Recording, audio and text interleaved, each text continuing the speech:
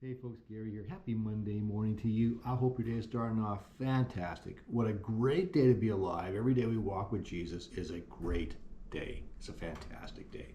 And Sunday was a real good day too. Yesterday was fantastic. We had Glenda speak to us. She's a missionary to Mexico that our church supports, and she gave a fantastic message. You should check it out on our Facebook pages and listen to it. She did a really good job, or Spotify, wherever you can find it.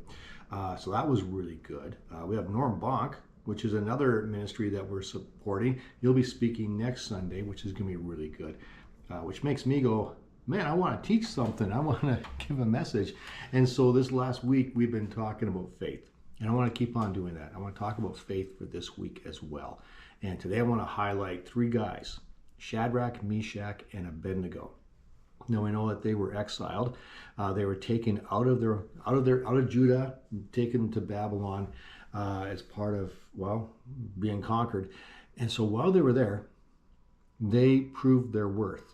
And so they've been put up into positions of authority in the government. But something's happened. And what's happened is, well, Nebuchadnezzar, well, I'd say he's lost his mind, but I don't think he ever had his mind.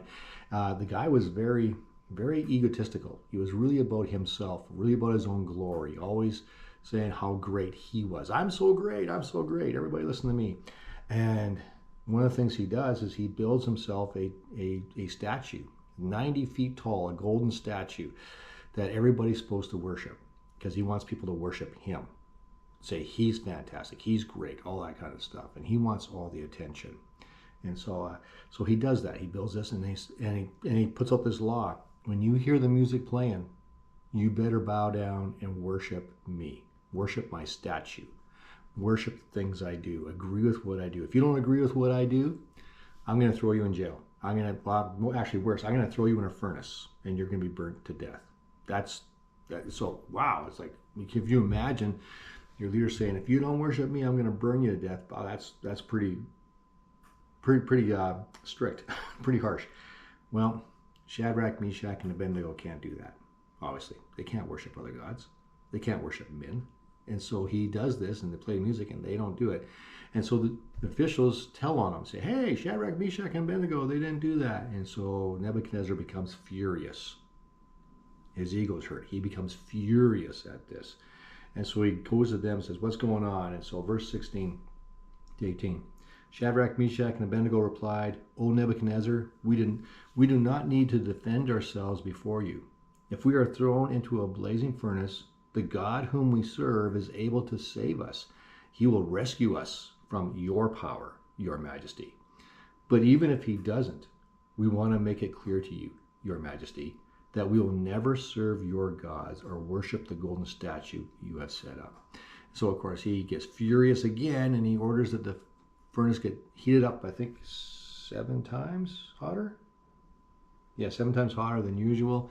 And they throw them in, and of course, you know the story. They don't perish. They're just walking around, and they're having a good time inside this furnace. And it looks like there's a fourth figure, and we say that's more likely Jesus with them.